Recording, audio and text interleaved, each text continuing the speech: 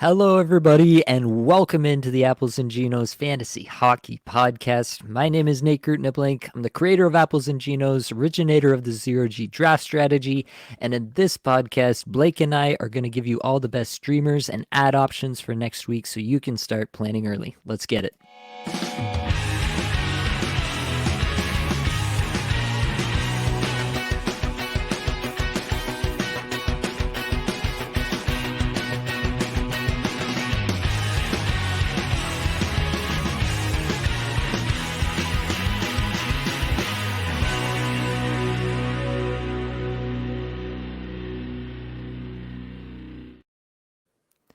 Now, of course, I have your friend and my best friend, the analyst I recommend and master of the full send, Blake Creamer, here with me. Blake, how are you feeling tonight?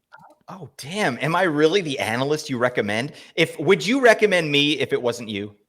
Absolutely, Oh 100%. my God, that makes me feel good. Seriously. Yeah, buddy, I feel awesome. Everybody, this is a special night because Nate and I are partaking in a beverage. All right. We never do this, but here's to you, buddy. On YouTube, we've got the thing. Cheers, clink. Cheers. There you go. We never get to drink together, buddy. I would love to have a beer with you sometime. I mean, we're on opposite ends of the country, so we'll make it happen again. I did get a chance to visit with Nate this summer. He came down to Vancouver Island with his family, and yeah, that was. Hopefully, we can do that a little bit more, buddy. But until then, we just got to crush it, fantasy hockey. That's what we got to do. That is what we got to do. And one of the ways we do that is with some newsies. So, Blake, why don't you hit us off there? Unbelievable segue. This guy's a professional. Okay. Here's the newsies. We got to talk about newsies. In the game tonight, Mason McTavish for the Anaheim Ducks. He's out with a lower body injury, so just keep an eye on that.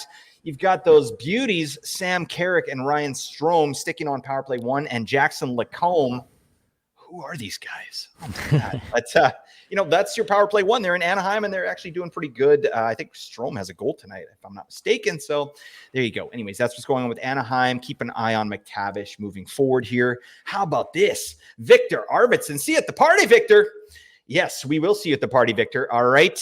He's getting close to a return. This guy's shed his non-contact jersey, and he's been working out with the team in practice. So that's great news. And he's also been skating with PLD and Alex Laferriere, which is okay, I think, for now. But I would love it if he could get back on that line with Trevor Moore and Philip Deneau. I think that's, where he's had success. But currently, Kevin Fiala is rocking there right now, not doing a damn thing, really, unfortunately. But anyways, with Victor Arvidsson, this is a player I think should definitely be added. I've added him in one spot in a league that I could just put him right to my IR. But I think this guy's going to be viable. He's going to do stuff, right? He's a middle six forward, but those guys get a lot of burn in LA, and he's a great power play performer. So I don't know. You got any take on Arvidsson? What do you think his outlook is once he returns to the lineup here, Nate? Yeah, so I have to say it really will depend on where he actually slots into the lineup and how many minutes he's likely to get. Just obviously the way we've talked about how LA is deploying their top 9 there, just really spreading things out a lot. So that matters for sure. But Arvidsson at his best has definitely been a guy that we can rely on in fantasy and has been rest of season hold. So it's definitely somebody I'm monitoring closely as he comes back. Absolutely, he's a metrics guy too. Great shots on goal per 60, chance generation. Love this. So hopefully he can get back to that once he gets back to the lineup. Book it. All right. I got him on the team. That's your league winner right there, folks. Let's move on. Got to talk about Andrei Svechnikov. He himself has declared himself ready to return, but we haven't seen anything official yet. But I would expect Svech to be back in the lineup on Saturday against the Devils. So that's good. Get ready to activate him and think about your drops and everything. I think he should get right back to the top line, top power play. That's what I'd guess. I mean, before he got injured, and since he came back from his first injury, he had 19 points in 13 games. So that was excellent. He was really cooking. So this was an unfortunate injury. It was a completely different injury that Svechnikov got. But, he sounds like he's back and ready to rock. So get him back in your lineups. All right. News in Calgary, Dan Vladar, the backup goalie there, they put him on IR and they called up Dustin Wolf. And I only mention this because there have been some rumors about Jacob Markstrom potentially being moved. And I think there's some traction there. Like he's a very valuable goaltender. I'm not sure he's in the Flames' future plans, right? Especially because they got Wolf there. So to me, I think Wolf could be a potential add as a 0G option, right? And we're not adding him right now, but I think you should keep your eye on this guy and be ready to pounce if Markstrom gets moved because Vladar is injured. And I think they might kind of just roll with Wolf, really, to be honest. I don't know. Do you have any thoughts on that, Nate? Yeah, it'd be interesting. They definitely have to retain some on Markstrom in my mind. He's 34 years old now. He's signed through 25, 26, 6 million a year. So it would have to be the right move for them to be able to move him for something of value. He's been actually pretty solid this year in general. So would be interested to see where he would go and what that might do for his value. But yeah, anybody getting any kind of volume in a space like that, like we've seen guys like Anton Forsberg in years past have a big run in a similar situation where they were kind of thrust into a leading role for a team that nobody was paying attention to, and all of a sudden they were winning people leagues. So definitely, I'm always interested when big time goalies move around, and that opens up opportunities for others. Damn Skippy. I think if Markstrom did get moved, it would probably be a benefit to him, right? Because he's been playing out of his mind, I think, with Calgary. But their metrics, team metrics, have been, kind of trashed this season. So he's been playing above average. So if he goes to a better team, I mean, potentially we should get a better result. I don't know. That's my logic, and I'm sticking to it.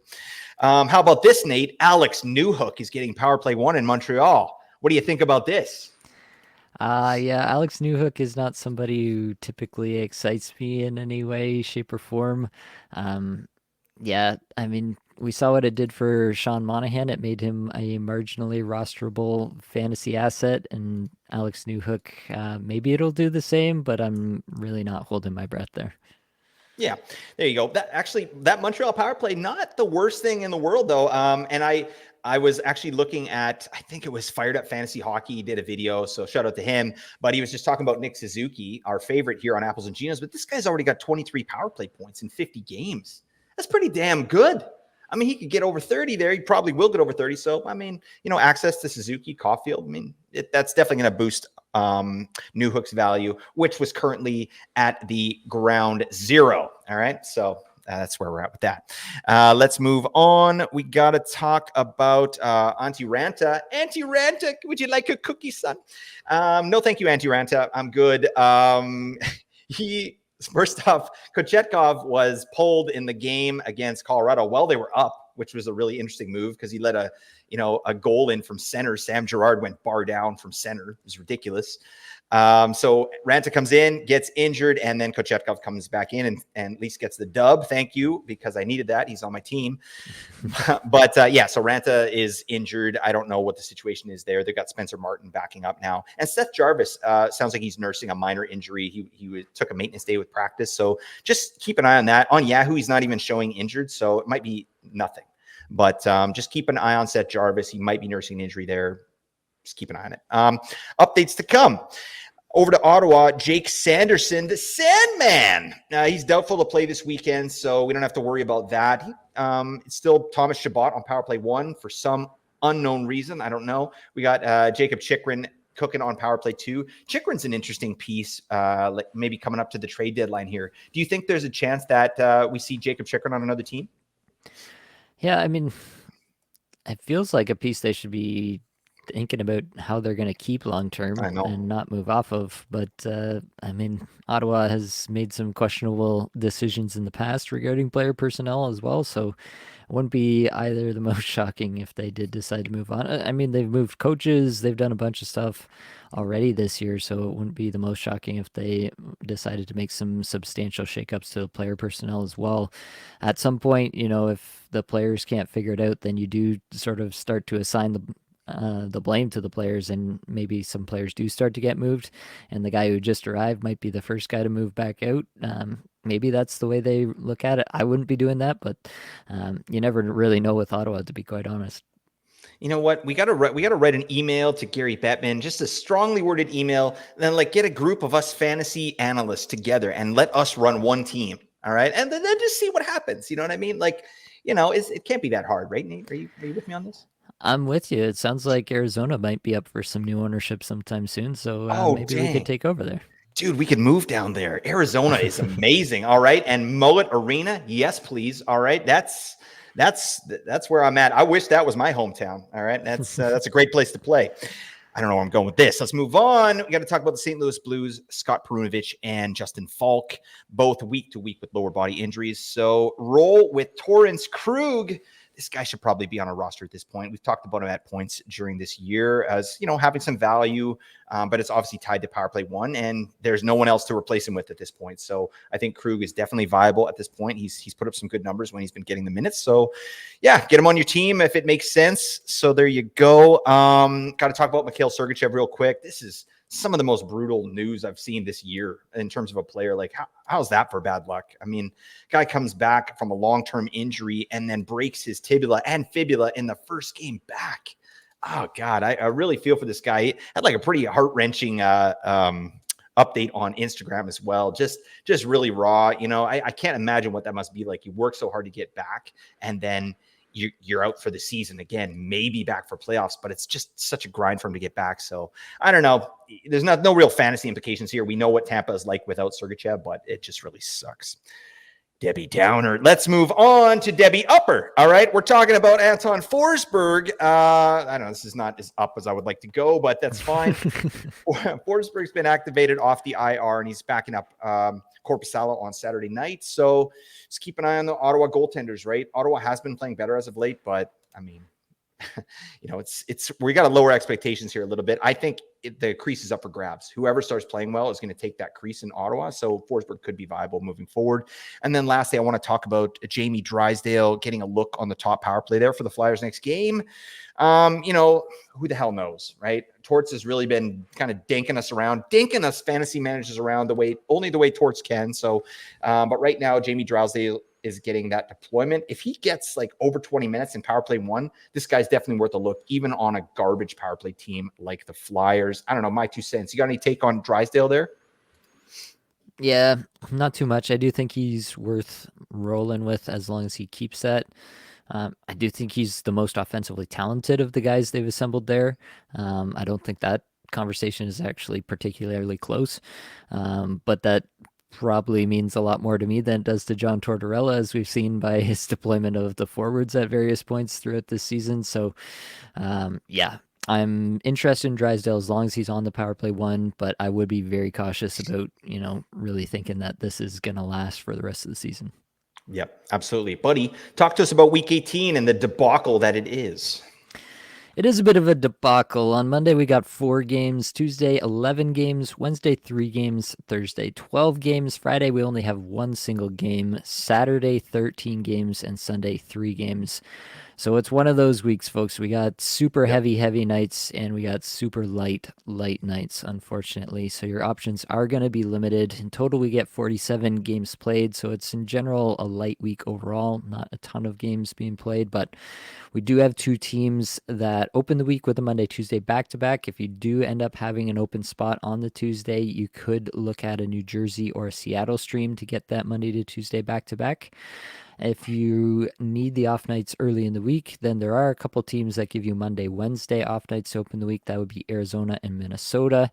Arizona has the best schedule. They're on all 4 off nights, so they're the only team that can give you Wednesday, Friday off nights or Friday, Sunday off nights if you're looking for midweek or end of week kind of off night scheduling.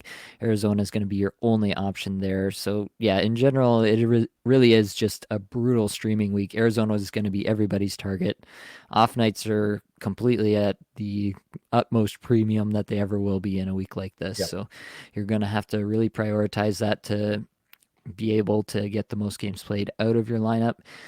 In weeks like this, where it is really difficult to stream with your streamer spots and to not use your ads on just like single games being played, it is a week where you may want to evaluate grabbing an extra goaltender, depending on when they're playing, depending on, if you think they're going to give you a couple starts this week when your other goaltenders that you already have are playing. If you've been running with only 2 goaltenders, it's a good week to grab a third goaltender potentially and kind of use your streamer spot in goaltending rather than in your skater group. So stuff like that may be something you really need to evaluate a little bit more closely. Guys like David Riddick, LA plays 4 times next week. New Jersey goalies, depending on how that looks to start out next week, either Dawes or Vanacek, depending whoever's getting starts there, basically could be of interest. So take a look at that. It might be a week where you do have to evaluate streaming some goalies rather than the skaters you might normally be looking at. If you do have room on the Tuesday 11 game slate, then New Jersey or Seattle playing that Monday, Tuesday back to back, and then going into a Pittsburgh Wednesday, Thursday, Sunday. So two of those are off nights, Wednesday and Sunday. That's really the best alternative to the week long Arizona stream that you can come up with. So, yeah, unfortunately, your options are super limited here, but New Jersey or Seattle into Pittsburgh is kind of your next best option after an Arizona week long stream, in my opinion. Anything to add there, Blake? No, not only that, I think we're going to clip that section of you talking about goalies, saying that you need to roster 3 goalies. And I think we should put that on the main page. You know what I'm saying? Just rebrand a little bit. You know what I mean? We talk about those spicy tendies. Going to run a train on these tendies. All right. Yeah, that's sorry. We'll keep rolling on from that particular one. Why don't you You take can us edit into that out. Yeah, we'll edit that out in post for sure. But why don't you take us into the worst teams to stream from this week, Blake? You bet, buddy. I'm on it. We got 2 particularly stinky teams here for this ugly week. This week is putrid, no question. I mean, like Nate said, the off nights are going to be premium. So these 2 teams that we're looking at here with a really bad schedule, Columbus Blue Jackets and the Washington Capitals, both play 2 games, but 0 off nights, right? And both of them play on the Tuesday, I think. So that's the 11-game Tuesday. So maybe you could get one of your players in on that Tuesday. And if you can, maybe you hold off dropping them until after the Tuesday. But, chances are, like, who are you holding on, Columbus or Washington? That's, you could probably just drop those guys and be done with it, right? Washington's going to be interesting because they were a great streaming team here this last week. So you're going to be getting rid of all your streamers here. Let's talk about Washington first. So we're looking at Tom Wilson. Castaway. Dylan Strome, all right, Nate's favorite player, and Max Pacioretty, TJ Oshie. These are all guys, that we're probably they're on the bubble for sure. I think the only one I'm looking at maybe holding there is Wilson, but I mean, it obviously depends on the format. In a banger format, you're not dropping Wilson, but I don't know. Where are you at with those 4 players there on Washington, Nate? Yeah, Wilson's an interesting one. He's been really cold of late, and he's still getting, pretty good deployment playing on top Yep. line, 18 plus minutes.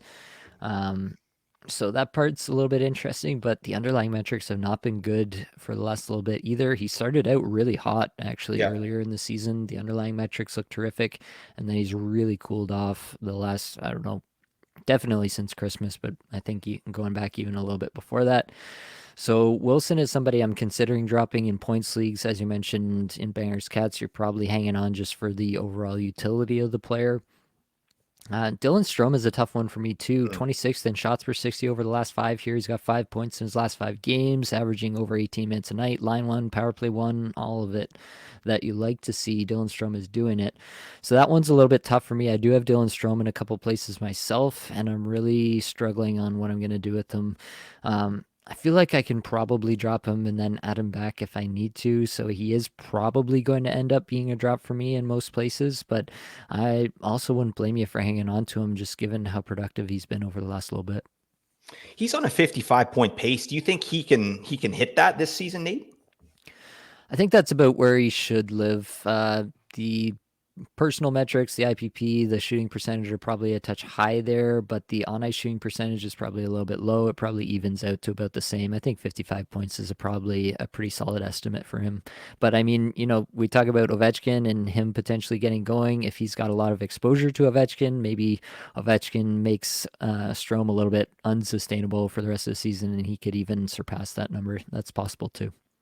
Yeah, potentially. And then with Kuznetsov out as well, Strome's floor is a lot more solid. So there you For sure. go. I think you could. I'm of your mind as well. I think you could drop him. No one's going to be rushing to add Strome because you can't get him in on the Saturday. So you Yeah. could drop him and probably, sneak him back into your lineup if need be before next week. So, anyways, that's Washington. Let's talk about Columbus. Bubble players. We got Werenski on this list, but to be honest, I'm not dropping Zach Werenski in a 2-game week here. No way, no how. All right. I'm riding till the end. We're going down with the ship. But Johnny Gaudreau, we've talked about this man as a drop for a long time. And this kills me. Boone Jenner. What? He's doing nothing. And I got to call it like it is. Like, Boone Jenner has not been very good this season, right? Especially since he's come back off injury. Last 5 games, 0 points. The metrics are not great. He's not really He's not really hitting, even doing anything else. Like he's on a 42-point pace. It's not good enough, Boone. I'm sorry. You know what? You've been carrying the team so long. Take a season off, my guy. Let's get ready for next season. But yeah, I think you got to drop Boone Jenner in a 2-game week, especially this one, unless it's Bangers Cats. So I don't know where you're at with those players, Nate. Yeah, I feel similarly. Werenski, like when he's been healthy, has produced at a 60-point pace this season, only a 2-goal pace, but lots of assists. So Yeah, he's two just kind of, goals. What the hell? yeah, that's not usual for Werenski. Usually he's been a much better converter and actually like I think I projected him for close to, if Yeah. not over 20 goals on the Yeah, me season. too. So he's definitely been that guy in the past and will be again in the future. I'm sure it's just not on the cards in this particular iteration of this team. So for him, honestly, to be at a 60-point pace in the games that he has played so far is pretty indicative of a guy who's got a ton of talent. Like if you just go at his season long metrics in the 38 games he has played, 15th in shots per 60, 18th in individual scoring chances 4 per 60, 29th in Corsi 4 per 60, and 42nd in scoring chances 4 per 60, playing 24 plus minutes a night for this Columbus team. Mm-hmm. Honestly, that's really, really impressive stuff. I think Zach Werenski is probably like a top 10, definitely top 15 offensive talent amongst all NHL defensemen in my eyes. So definitely not dropping Zach Werenski. It would have to get even more bleak for Columbus for me to Yeah. think about dropping Zach Werenski. I kind of agree on Jenner. I think, yeah, probably similar to Wilson, honestly, at this point. Yeah. You're not expecting a ton of offense from him at this point. It does seem like he hasn't found his groove since returning from injury. You hope that that's still something that he can find back and can, improve on what he's been able to offer us so far. But it really is the team around him, I think, that's going to drag him down the most moving on out from here. And so for that reason, I would sign off on a Jenner drop if you felt you had to based on this week. I'm not excited about dropping him. I think there will be better days ahead at some point in this season. I just don't know exactly when that'll be. And as I've said before, there is an opportunity cost for hanging on to players who are just not producing for you. So I'm okay with dropping Jenner for this week. If there is like that priority streamer out there that you just have to have, then definitely I'm not opposed to dropping Jenner. Absolutely. If you're going to drop Jenner, it better be for somebody good. All right. That's what we're saying. I'm kind of hoping Jenner gets traded here before the trade deadline to a better team. Maybe he plays that second line role, second power play, but like less pressure. I mean, this guy's a beauty, right? But yeah, I don't think he's right since coming back off injury. So there you go. Let's move on to some other teams here. New York Islanders, Vegas Golden Knights, and the Winnipeg Jets. 2 games played with 1 off night. So of those teams, the Vegas Golden Knights, they play on the Monday. They play against Minnesota on the Monday. So again, you don't have to drop your Vegas players until after Monday. That would be my suggestion there. But I mean, the other teams, the Islanders, their off night is the Sunday against the Rangers, and the Winnipeg Jets is Wednesday. So I don't think you want to hold the Jets player until Wednesdays, but I mean, suss that out for yourself. But anyways, let's look at some of these bubble players here. For the Islanders, we're looking at Anders Lee and Kyle Palmieri, that mercurial one, that amazing offensive unit. What the hell is Kyle Palmieri doing? And what are you doing with these players, Nate? Yeah, pretty much all these players I'm okay to move off of. Any of the bubble players from these teams, Lee, Palmieri from the Islanders, I'm okay to move off them. Yeah, I will say Palmieri's underlying metrics have been insane the last little bit. Over the last 5 games, he's got 5 points, averaging about 17 minutes a night, 5th in shots per 60, 3rd in individual scoring chances, 4 per 60. On ice numbers, not any worse. 7th in Corsi, 4 per 60, 11th in scoring chances, 4 per 60. Just ridiculous stuff from Kyle Palmieri. But yeah, I mean, you really can't anticipate that that's going to continue on forever for a guy who we pretty much feel like we know what he is and is getting towards his mid 30s now is Kyle Palmieri. So I don't think we're witnessing some sort of actual rebirth under Patrick Waugh. He's just having a little bit of a hot streak here. So yeah, I do think you can drop him. Yeah, especially if you're not getting him in for that Tuesday. If you can't get him in for Tuesday, it's a no-brain drop for either of those players. On the Vegas, I do agree. Keep those guys for the Monday off night. Let them play that game for you, and then move off after that fact. Unless you really feel you have to drop for the Arizona priority streamer, if that player does exist in your league, then you could definitely drop before that. But yeah, I'm looking at all these guys: Barbashev, Braden McNabb in like Bangers Cats, Chandler Stevenson, Alec Martinez. If you're having him because of the power play one deployment, they went with Daniil Miromanov on the top power play the last game, so even Oh that's my gone God. in terms of Martinez's fantasy appeal. Even William Karlsson, like I'm okay to move off William Karlsson in a week like this after the Monday. Yeah, I don't think he's a priority hold for the rest of the season. So, yeah, pretty much everybody I would say from Vegas, I'm okay with moving. And then you get to Winnipeg, and you got guys like I didn't realize, but Neil Pionk's above 50% rostered at this point, and I don't think that's necessarily indicative of his talent level or his rest of season production. Do think Pionk can be dropped. Ehlers and Velarde. Ehlers is somewhere in the 60% range, and Velarde is still down in the 30% range. Honestly, think those should probably be flipped the way that they've given ice time to these two players and given a deployment preference to these two players. Right. But either player, depending on your league, I'm probably hanging on to both in 12-team leagues unless you're truly stacked and they are the last player on your team. But in 10-team leagues and below, you're probably having to take a long, hard look at both of those guys, whether you want to drop them. And then anybody below them, like your Sean Monahans, your Cole Perfettis, I think you're okay to drop them. And then if you want to grab them back the week after at some other point, I think they'll still be there for you. Yeah, absolutely, buddy. I got to get on that Kyle Palmieri plan. What's this guy doing? He's probably just it's typical Kyle stuff, right? He's probably just chugging monsters in the dressing room, punching holes through the drywall, and then he goes out and just lights up the other team's tendy. What a unit. Unbelievable stuff. Anyways, yeah, I'm with you on that. I think I feel fine dropping Ehlers and Velarde at this point right now. It's at that point of the season for me where I'm like, I'm getting a little bit cutthroat. You know what I mean? Like if they're really not helping my team, then I'm out on it. I'll make a quick decision and live with it.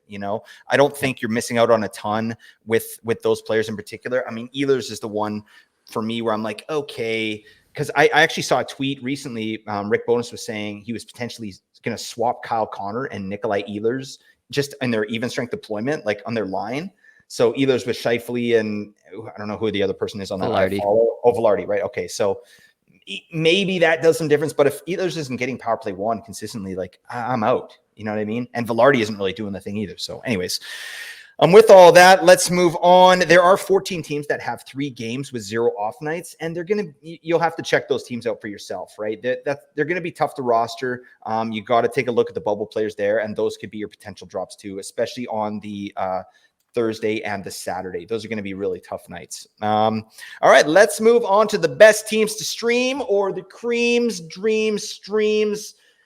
That's damn. I just got to think of more words that rhyme with stream. I actually downloaded an app recently to help make my vocabulary better. And even that, just saying make my vocabulary better, that I need help with that sentence, right? I need some more synonyms. So I'm working on that, everybody. I'm a professional podcaster. I need to do my due diligence here. Anywho, let's talk about the best teams to stream. We already mentioned Arizona. They've got the 4-game schedule with 4 off nights. Excellent. And the good thing is about Arizona, they got a bunch of viable streamers. These guys are all rostered like in a pretty low. So I think you can pick up a lot of these guys. And I want to get your take on this, Nate, and maybe how you would rank them. So obviously we got, Nick Schmaltz, who's a guy we've been touting all season, who's definitely been underachieving, right? Hasn't been as efficient. Lawson Krause, that beefer, right? On the second line. Logan Cooley, Nick Bjugstad, Jay-Z, Jason Zucker, Big Pimpin', Alex Kerfoot, that legend, that 20-minute legend, Matthias Michelli, and then Barrett Hayton is back in the mix. Although he only played 13 minutes the other night, did jack squat. So I don't know where we see Barrett Hayton moving forward. I'm still high on the player, but how would you rank these guys, Nate? Actually, sorry, I forgot Dylan Genther and JJ Moser as well. Throw them in there. Sure. Yeah, I'll rank them all in the context of the other players we'll talk about too. I think it's Right. important to evaluate, what you're going to get from these guys in a situation like this where we have all these off nights where we really have to have off nights. Yeah. Obviously, these guys get elevated, and the best secondary source of off nights are teams that have 2 off nights. So it's really like you have to evaluate the players from the other team and say they're literally twice as good as the guys from Arizona. Are they twice as good or twice as likely to Yep. produce for me? So that's what you have to kind of evaluate. I would say still like Nick Schmaltz is clearly at the top of this list for me. The ice time has come up a little bit in the last game here. Even he was up above 19 minutes again. He's up to 54th in individual scoring chances for per 60 across his last four here. I think it's just a matter of time before he starts to turn things back and starts to produce what he has in the past. Like if you look at his shots per 60, it's been almost identical the last three seasons, including this season. It's just probably some bad luck. His individual scoring chances for per 60 is actually the best this season of his last three. So it's not like he's, fallen off this year in any way, shape, or form. It's really just been the efficiency hasn't quite been there. The luck metrics haven't quite been there. His IPP's at 61%. The last two seasons, 72 and 75%. So that feels like it should bounce back in a fairly substantial way for him. The on ice shooting percentage substantially lower than it has been the last couple of seasons as well. So I do think that Nick Schmaltz is due for some positive regression, and I'd be happy to jump in on Schmaltz if he's available in your league. Just 18% rostered right now is Nick Schmaltz. So he's a priority for me for sure, and a clear tier above everybody else here in my mind. Lawson Krause is another guy I think you're going to be interested in, especially if you're in any sort of bangers format. He's going to offer you that and provide you with a good chance to score a couple goals across these four games here. And yeah, definitely the clear number two option in my mind. Barrett Hayton is interesting just because of the chemistry that he displayed last year with Clayton Keller and Nick Schmaltz.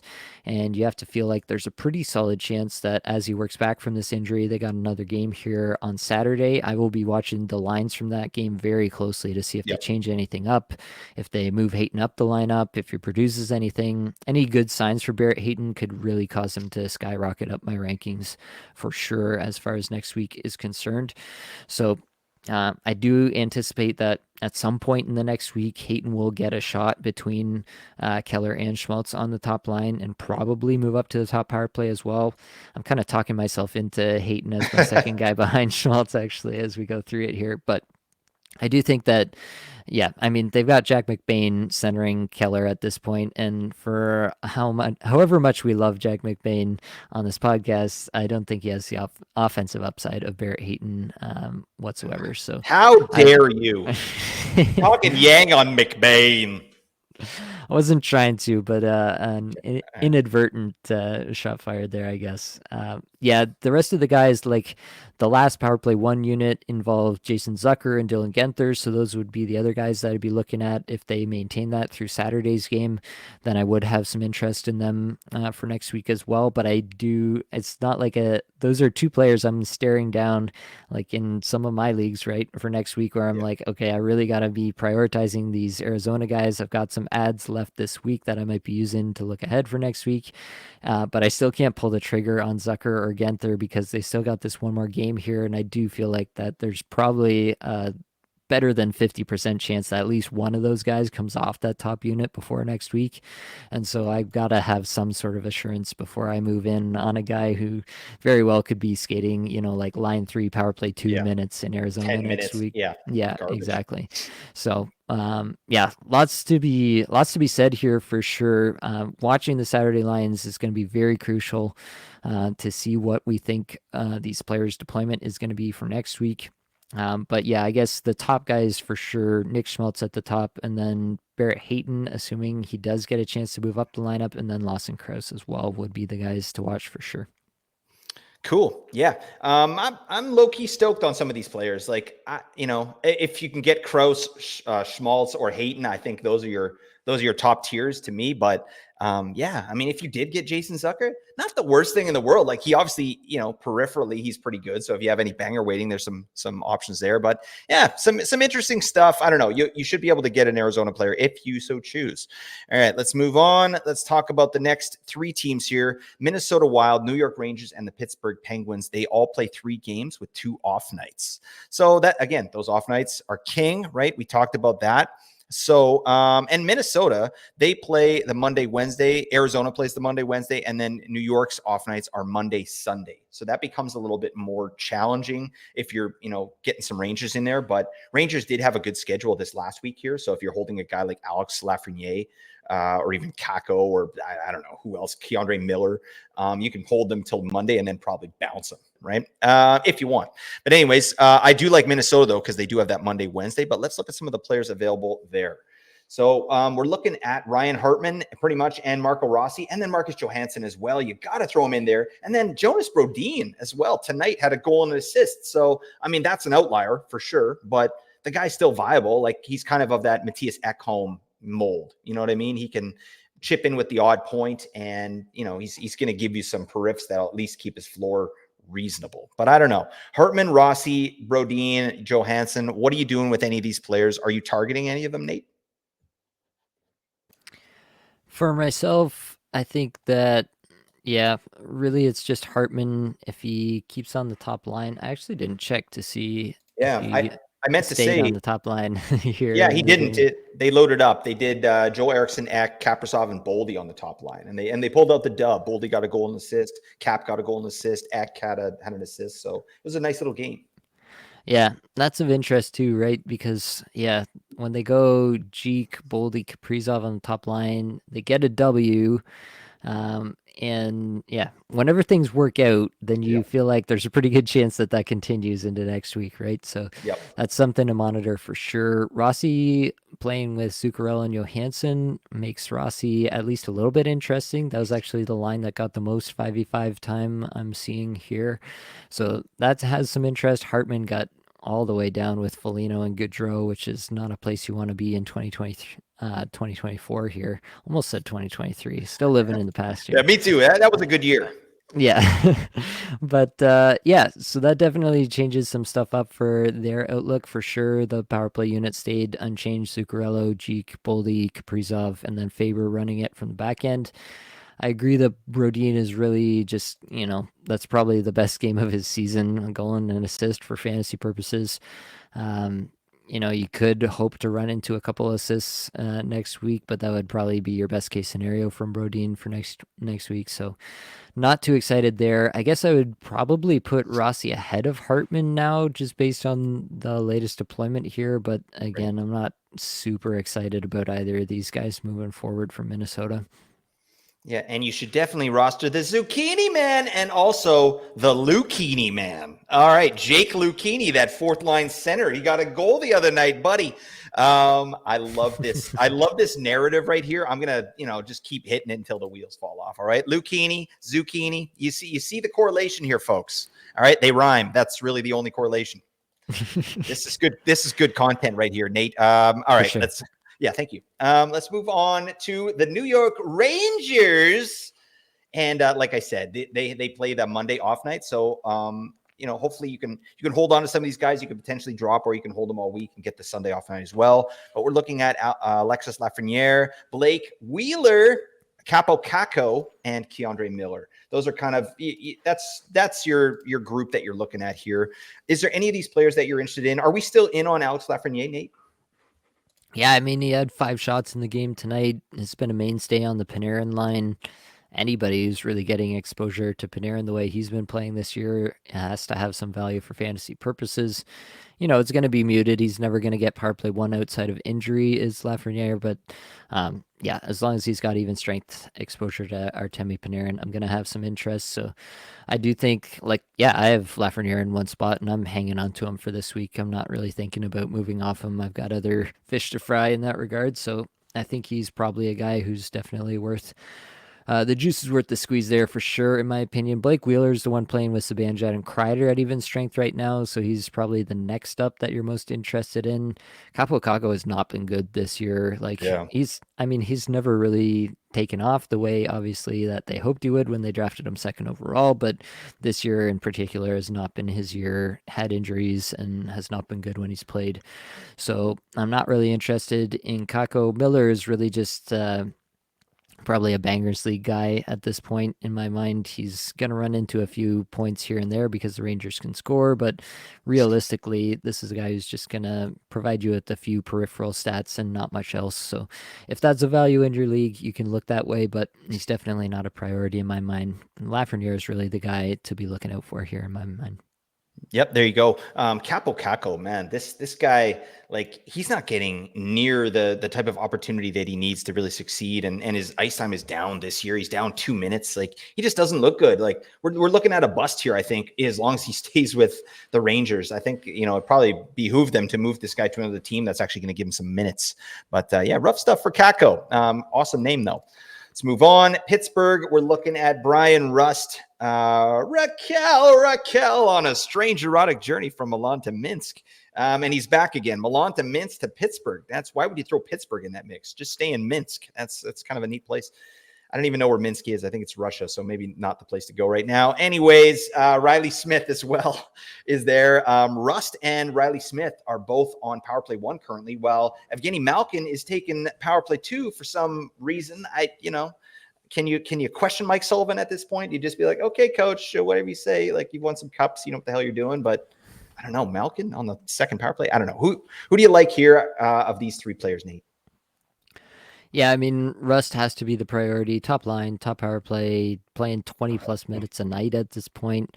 Didn't get anything tonight, but the other night he had a good result in the score sheet. And yeah, the average over the last 5 games is over 22 minutes a night, 22nd in the league in individual scoring chances, 4 per 60 through that stretch. Like, I mean, he's getting exposure to Crosby, who's having just yet another terrific season at whatever age he's at now, like 36. It's just incredible what Crosby's able to do. And Rust is obviously a guy who has some chemistry with them after all these years playing together, now on a 66-point pace on the season, and nothing unsustainable about his metrics whatsoever. So I'm fully aboard with the Brian Rust train for sure. If he's still available in your league, he probably should not be. Raquel has been playing down the lineup on the third line. That's not great. And honestly, all his peripherals have fallen off. Earlier, he was absolutely crushing it. Again, playing with Crosby can do that for you. So maybe there's a little bit more to that, just the Crosby exposure that we should be thinking about there. But definitely, I think Raquel is not much more than a deep league option at this point. And Riley Smith getting top power play has some interest. He did get a goal in the game tonight, so that's obviously a good sign for him. But again, it's not a guy that I'm like over the moon about. He only skated 14:42 even with the top power play tonight. So it's not like he's he's out there in every situation or anything like that. He's just another option you can consider in a deep league. Yep, love me some Brian Rust. Fun fact, Minsk is in Belarus. I just looked it up. I Googled it. So yeah, I don't know. I didn't know that. I'm terrible with geography, man. Like, I don't know where anything is. Even the states, I don't know what's going on. Like, to all our American listeners, I'm sorry. I barely know how to get to town, like, from where I am. You know what I mean? Just really bad, directionally challenged. So Minsk, yeah, that's another planet to me. All right, let's move on. We got to talk about the next 2 teams here, LA Kings and the New Jersey Devils. They both play 4 games with 1 off night. So that's good. All right. But LA's off night is the Sunday and New Jersey's off night is the Monday. They play Monday, Tuesday with that back-to-back. So New Jersey's a nice option there if you can get somebody in for the Tuesday. Then you get, 2 games, 1 move. I like that. All right. That feels good. But let's look at some of these players. For the Kings, obviously, we got to talk about Quentin Byfield. I think this guy, he should be on a roster already, but his rostership is still fairly low, which is insane. Victor Arvidsson, we talked about him. Pierre-Luc Dubois. I mean, yeah, you're kicking tires now at this point, especially if Arvidsson comes back and plays with PLD. I think that ups PLD's floor a little bit. Get an offensive player in there, and Alex Laferriere has been playing pretty good as well. Philip Deneau, Matt Roy rounded out there. Some of your streamers on LA. Who are you targeting, Nate, and why? Yeah, I mean, if Byfield's out there, he's got to be the target. 69th in shots per 60 over his last few games here, which is pretty nice. 34th in individual scoring chances, 4 per 60. 26th in on-ice Corsi, 4 per 60. I think actually Byfield has a case to be the Kings' best player over this last little stretch where they've not been winning games, but have actually been doing pretty well against their opponents in terms of the advanced metrics. So I think Byfield's a clear play in that regard. Still Dubois not looking good in the underlying metrics, not getting a lot of ice time, so I'm not super in on that one. Deneau is going to get ice time, so he's going to run into a few points. Like on the season, he's pacing for 17 goals, 51 points. That feels about right. So, he is what he is. He's a streamer. So if you're getting him in on these off night, on these heavy nights, then I mean, you can get him, but you're probably not able to fit him in. Realistically, you're more likely to get in a player like Matt Roy on defense. If you end up having, like, if you have Sean Dursey, then you probably have an open D slot for all the heavy nights, and you can fit in a guy like Matt Roy who's going to give you 4 games this week. And Matt Roy actually has some value in my mind. He's been pretty solid in producing some shots throughout the year and definitely hits and blocks all the peripheral categories. If LA does get into a bit of a run here in this week and finally does get things back on track under the new coach, then maybe Matt Roy can run into some points for you as well. And that would be a player that I'd be kind of interested in for sure. Absolutely. Totally agree on Matt Roy. I've rostered this guy at times during the year, and he's always returned some reasonable value. He's just a boring fantasy guy that's going to chip away, give you, 2 to 5 fantasy points a night, but that's very valuable, especially in a 4-game week. All right, let's move on to the New Jersey. We got to talk about Dawson Mercer. I don't want to wait. Oh, that's Dawson's Creek theme song. Eric Halla, Alexander Holtz, Andre Palat, and Simone Nemec. Those are your guys that we're sort of looking at here with New Jersey. Yeah, I mean, where are you at with these players? Is Timo Meier, was he dropped? Because if he was, you should probably pick up Timo Meier. I've got a lot of questions on Meier here recently. Like, this guy is stinky this year. Yeah, it's not been great for sure. I mean, yeah, you can go out and add Timo Meyer if he's been dropped and just kind of give him this week to see if he starts to turn things around. The underlying metrics are not great, but not terrible at the same Mm-hmm. time. The even strength line is not great. Eric Halla and Dawson Mercer as the line mates, like that's not moving the needle for me. Definitely still not on the top power play. No exposure rather to Jack Hughes, which is really kind of what we're playing for in terms of fantasy in New Jersey at this point. Andre Palat had a nice night the other night with 2 goals. He's playing with Heischer and Bratt. Bratt is like a low-key star. I think Yeah, he he's having a great definitely season.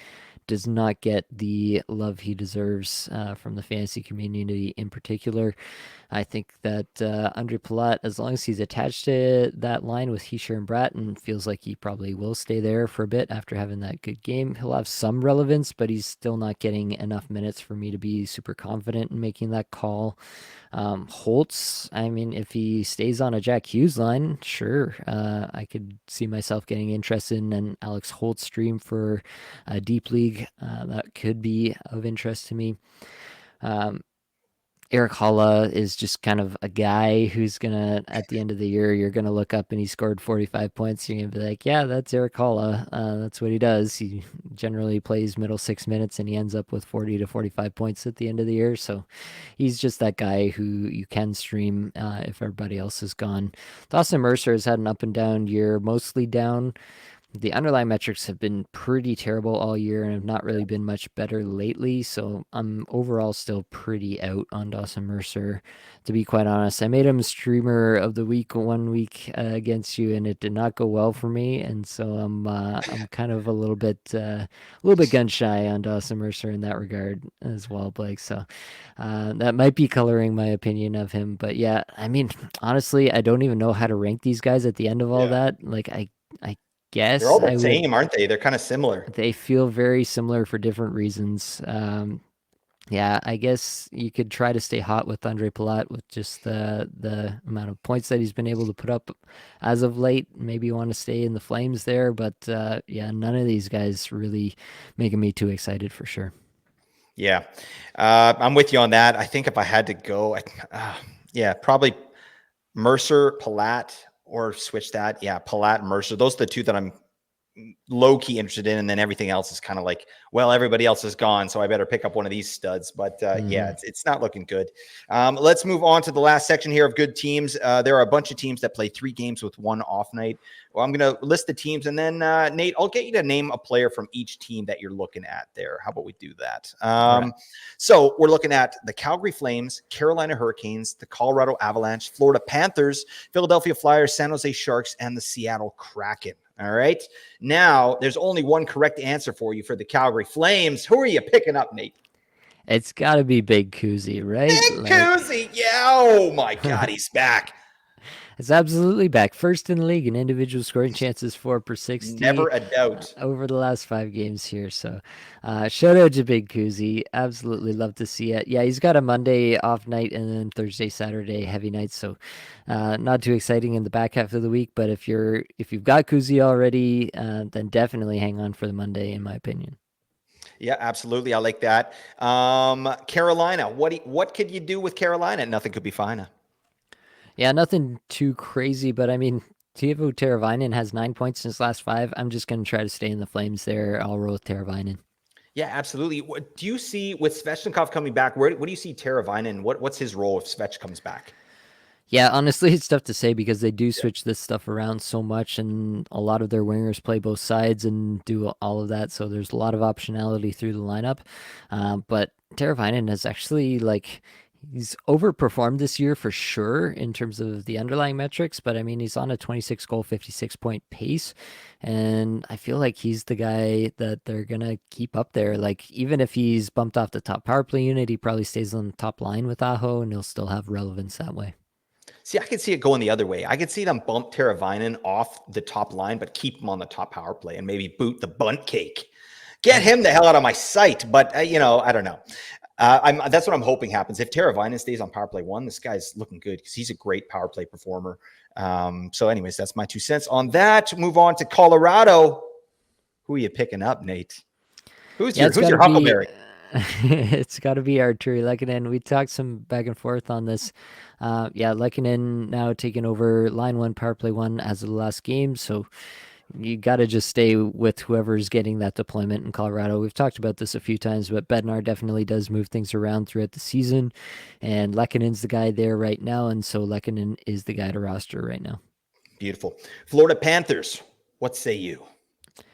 From Florida, I think it's still Sam Bennett for the most part. I mean, Evan Rodriguez is on the top line, getting exposure to Alexander Barkov, which is basically the only time that Evan Rodriguez is rosterable for fantasy purposes. So I don't hate that one either, but Sam Bennett has been pretty consistent on that line with Matt Tkachuk, and Matt Tkachuk is absolutely taken off at the moment. So I'll stick with Sam Bennett here. Yeah, absolutely. I like Bennett there, but they actually just switched something up there in Florida. I had it tweeted it out, but they're doing something weird. They got like Barkov, Reinhardt, and oh god, I'm gonna totally flub this. But they did change the line there. I'm just trying to find it. Yeah, Barkov, Verhage, and Lorentz. That's what they had. But Reinhardt was he was taking a break for practice. So, but it could be Verhage, Barkov, and Reinhardt. Then they got Bennett, Kachuk, and Cousins as the second line. And Rodriguez was bumped down to the third. So that's something that Jameson Olive, posted here on Twitter. So anyways, something to keep an eye on, but I still think Bennett's the man there. Over to Philadelphia. Yeah, in Philadelphia, I mean, Joel Farabee's 50% rostered. If he is available in your league, I think he is the top play there in my mind. If he's not, then you're moving on to Sean Couturier. Couturier, I think he should be doing much, much better. He's 34th in shots per 60 over the last five, 8th in on ice Corsi 4 per 60.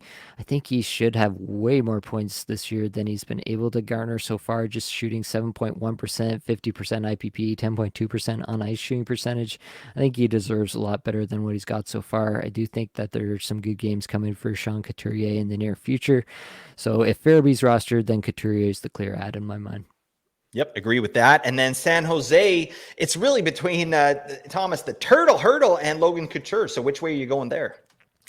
Yeah, Hurdle picked up a day-to-day designation, missed Wednesday's game against Anaheim last week, so just make sure that there's nothing lingering here, but assuming that he's good to go and everything's fine, Hurdle is the clear ad for me. Couture has not had a very good return. He's started to get more minutes, which is a good sign, but the underlying metrics are truly awful, and he has yet to register a point, so not super happy with what we've seen from Couture in terms of fantasy output for sure. Yeah, no, that's a tough one. Just San Jose in general. What a dumpster fire. And then release the Kraken, Nate. Release your pick from the Kraken all over everybody's ears. God, that's just I don't know. I'm gonna work on that. Anyways, Seattle Kraken. Who are you taking, Nate? Let's go. Yeah, I'll go to the jerk store with Bjorkstrand here. 32nd in individual scoring chances, 4 per 60 over his last five, 4 points in that stretch. Jordan Eberle actually has more point production, 6 points in his last five, but the underlying metrics are not quite as good. I'll stick with the guy who's actually, generating those chances. I'll stick with Bjorkstrand there. There you go. You heard it here first, folks. Now, Nate, tell us the best players to stream for this upcoming week, ranked by you. All right, ranked by me, it's got to be Nick Schmaltz at the top. I'm going to stick with my boy here. And then as I mentioned, I have kind of talked myself into Barrett Hayton as the second choice here. I just think that there's every chance that Barrett Hayton at some point in the 4 games that Arizona does play next week, probably sooner rather than later, plays himself into the top line role there and gets exposure to Schmaltz and Keller. So I'll put Barrett Hayton as the second and then Lawson Krause as the third.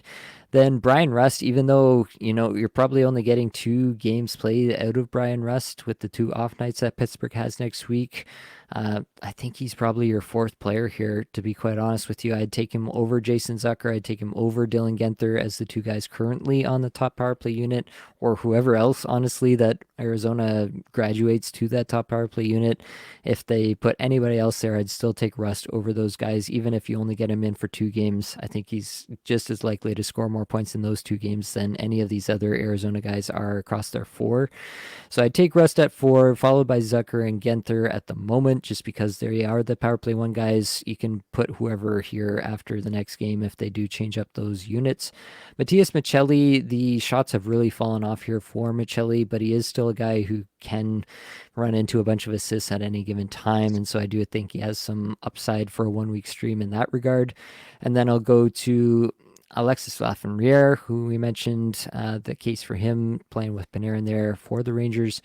Rickard Rakell is still throw in here along with Marco Rossi at the bottom, but it is getting to be pretty slim pickings once you get down there. And I could hear arguments for a guy like Bukestad off of Arizona. There are some other names as well that you could really throw in this loop, and I'd be okay with at this point. After Lafreniere, I start to get really a lot less confident in the names that I'm placing here. Any thoughts on the list there, Blake? Yeah, not really. I think after your top 4 there, anything below Rust, yeah, it's just semantics at that point. I think those top 4 are the guys you're hoping to get for this week. For sure.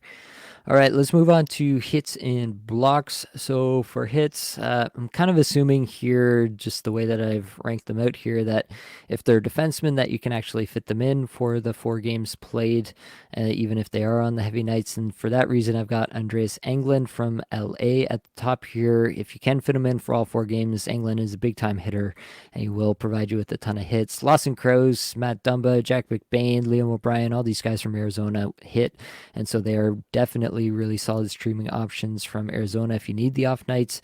Nathan Bastian and Curtis Lazar, big time hitters from New Jersey. If you need a couple of off nights, just like a part week stream rather, for the week ahead, you can definitely go that route for some hits as well. On the block side, Matt Roy from LA is definitely the top option, and yeah, an overall option, as we mentioned, can probably provide you some shots and will probably run into a point or 2 as well for you. Kevin Ball, Simon Nemec, John Marino, defenseman from New Jersey, definitely options as well. Mikey Anderson and Andres Englund, Vladislav Gavrikov, all blockers from LA that you can look at. And then if you do need the off nights from Arizona, then the guys you're looking at are JJ Moser, Travis Dermott, and then Jack McBain as a forward actually does run into some blocks as well. So you can look that way as well. Any thoughts on the big time hitters and blockers here, Blake?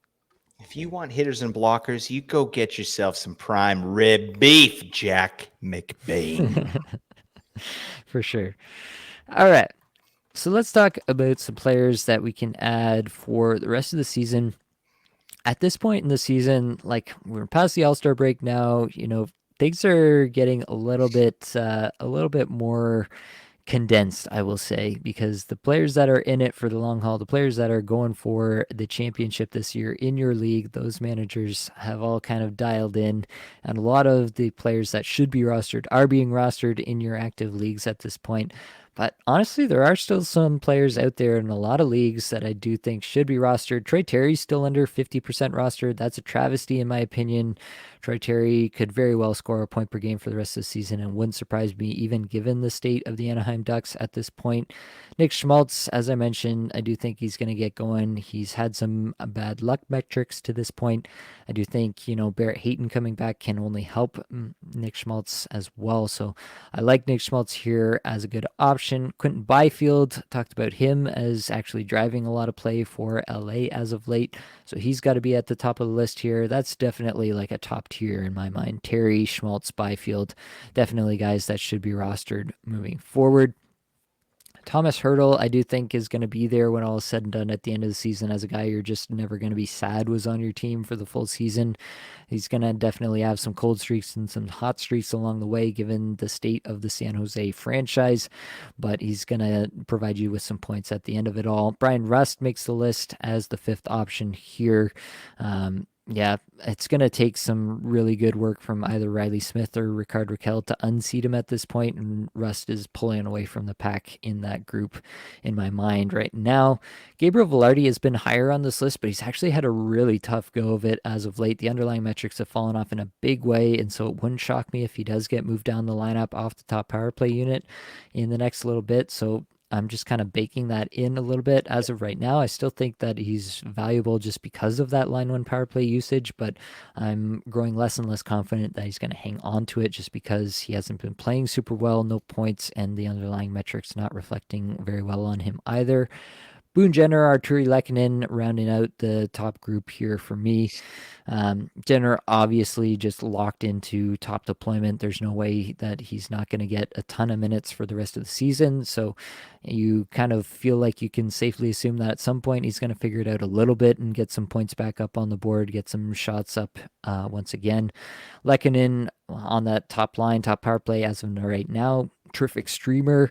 I think he's going to have some ups and downs throughout that lineup. As we mentioned, Bednar moves those lines around a lot throughout the course of the season, but Lekkonen's still a pretty good bet to be on that top line, top power play, maybe like 60% of the time. Rest of the season would be a good benchmark.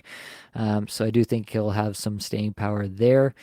And I mean, we've still got lots of options beyond that. We got Wyatt Johnston out there in Dallas playing on a top line, not the top power play, but the top line doing some things. Josh Norris, Dylan Strome, as we mentioned, Max Pacioretty, Sean Couturier, Igor Sharangovich. There's a lot of guys out there who can definitely provide you some value that maybe your league mates are sleeping on.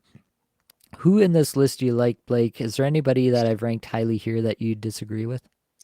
No, definitely don't disagree. I think Hurdle, yeah, I like Lehkonen better than Hurdle. So Sure. I'd probably put Lehkonen a little higher, but I mean, this is a great list. Actually, in Velarde too, I'm not a big fan of really at this point. But yeah, it's a great list. These guys, a lot of them are available, so you got to go kick tires.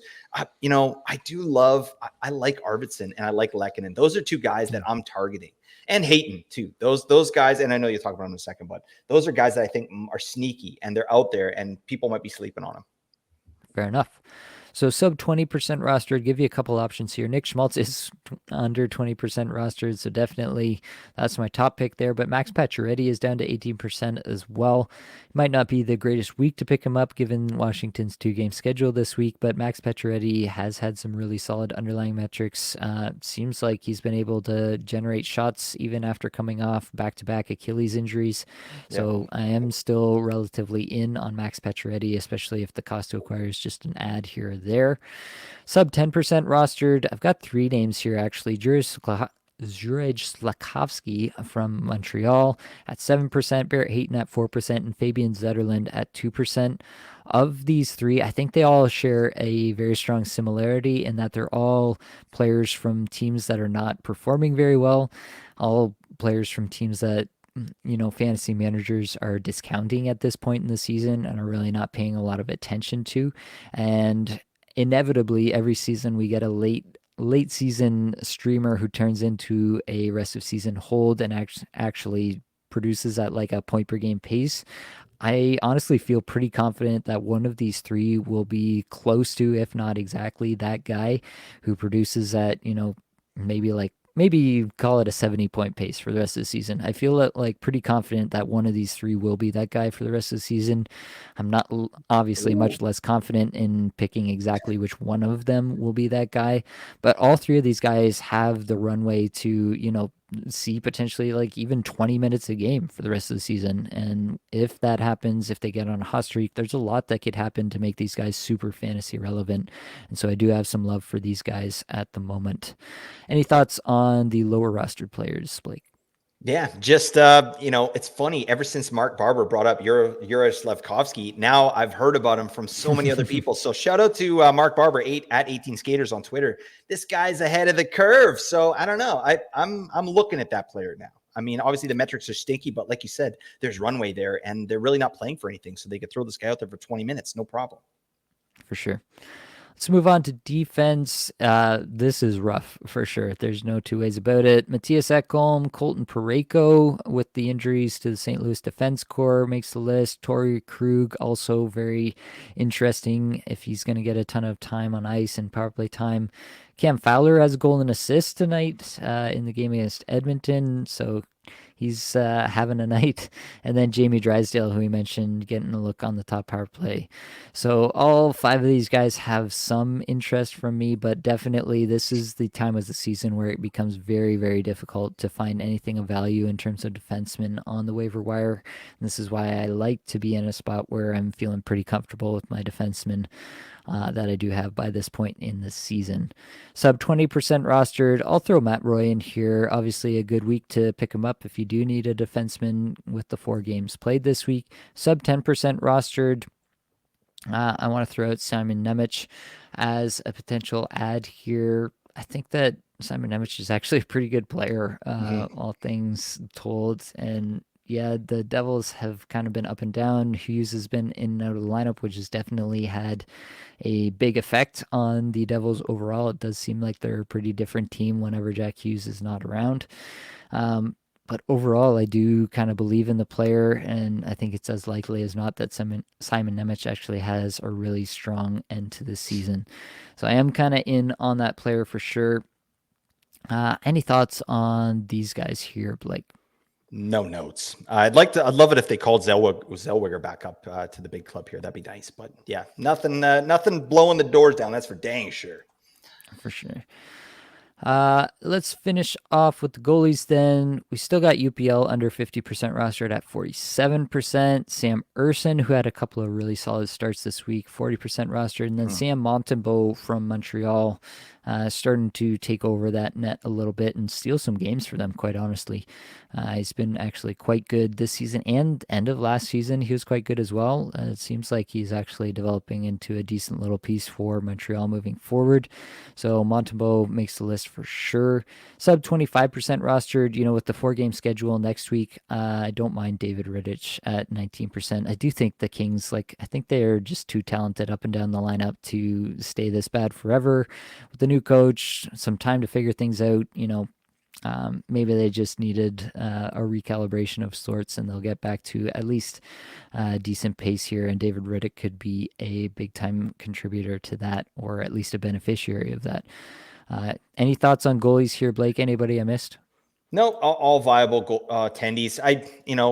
Lindgren as well. I don't know where he's rostered, but he had such a stinky week, and now that could be even more kind of muddy with Kemper there. They could have a true timeshare. So, yeah, these are great. Urson is the guy I'm interested in the most here. Fair enough. All right. We do need to talk about the head to head streamer deathmatch. On the season, Blake is up 8-7, which I'm sure he's very excited about. He's probably less excited about this week because I've got Dylan Strome, who's got 12 kickoffle points after 2 games played, with 2 more to come. And he's got Ross Colton with 6.5 points after 3 games played, just 1 more to go. So, yeah, definitely too early to call, but feeling pretty good for this week. Hopefully, we'll even things up once again. Blake, do you have anything to say for yourself? I mentioned last time we talked about the head-to-head streamer deathmatch here, that I was a little bit peeved that you picked Ross Colton, because even if I won, I was not going to feel like I won, because that would mean that Ross Colton didn't perform very well. Do you want to take a moment to say anything for yourself here? Yeah, well, actually, so on that, how are you feeling about Ross Colton's performance? Are you upset? Because if that's the case, then I, your tears sustain me. All right, that's where I'm at. So Yeah, I've cried every night this week. I'm yeah, just okay. holding it back right now. So yeah, Well, then if it's all that worth it. Yeah, that's nice. And I still have one more game of Ross cameo Colton, buddy. Answer a damn email. All right, this actually isn't a surprise to me with that kind of behavior. Fair enough. All right, so I'm gonna pick first here for this upcoming week, and I'm gonna go with my boy Nick Schmaltz. He's let me down once before, but that was partially due to injury and coming back from injury. Nick Schmaltz is not gonna let me down twice. I have full confidence in him being the best streamer for this week. Come Ooh. on, Nicky boy, do it for me this week. What do you got, Blake? I gotta go with Quentin Byfield. All right, it's the only option, really. I mean, this guy's a unit. All right, and he's picking up his play, so I think I'm gonna get the dub here. Schmaltz is gonna take another week off and then go ballistic for the remainder of the season. Awesome. Yeah, I wouldn't mind that. I got Byfield on my kickoff team, so that would be all right by me. Well, if you made it this far, clearly you're enjoying some of the content here, so we would absolutely love it if you could hit like and subscribe if you're watching on YouTube. Even if you're not, you could hit like and subscribe on YouTube. That'd be all right by us. If you're listening on a podcast, if you could leave us a rating and or review. We haven't gotten any Apple reviews in a little bit here, and I do love reading those out. Even the bad ones are actually pretty fun to Oh, read don't you out don't have on the to say that, podcast. Nate. All right, don't put something in Don't their put that mind. out All right, there. yeah. Yeah, Come on. fair enough. Fair enough. All right. Only good reviews. Give us those 5-star reviews. That's what we're really after here. But yeah, we do enjoy reading those out here on the podcast, and we do definitely appreciate all the support we've gotten this year. The reviews have been pouring in this year, and we do appreciate it for sure. So thank you to all those who have done that for us this year. But that's all we've got for this episode. Hopefully, it brought you some value, helped you get a little bit better at fantasy hockey today. All the advanced stats you heard today came from Natural Stat Trick, which is a terrific free resource. That's Many true. thanks to the band They're There for supplying the music for the podcast. Be sure to check out their Spotify as well. That's it, folks. So. Much love.